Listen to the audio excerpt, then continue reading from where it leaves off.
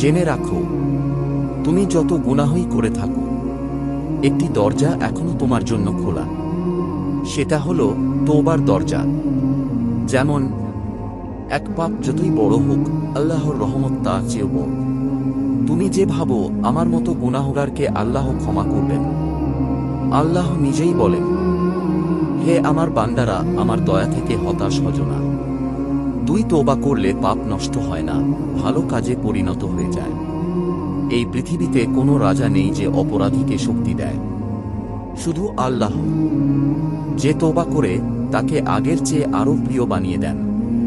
3 গুনাহ তোমাকে ভেঙে দিয়েছে, তওবা তোমাকে জোড়া লাগাবে।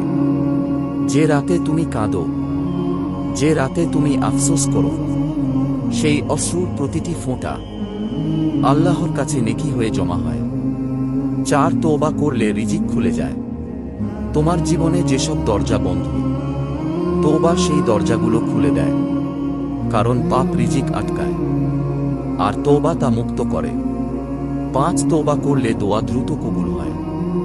তোমার দোয়া আটকে আছে, কারণ হৃদয়ে পাপ জমে আছে। তওবা সেই অন্তরকে পরিষ্কার করে, দোয়ার রাস্তা খোলে। 6 শয়তান শুধু একটাই চায়, তুমি তওবা না করো।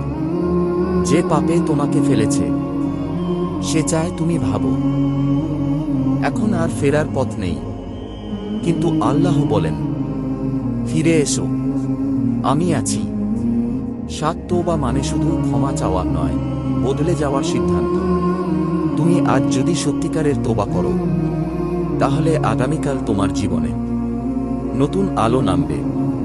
তাই আজ রাতে 5 মিনিট সময় নাও, হৃদয় খুলে বলো, ইয়া আল্লাহ, আমি ভুল করেছি, আমাকে ক্ষমা করুন। দেখবে তোমার উপর এমন শান্তি নামবে যা তুমি কখনো অনুভব করনি।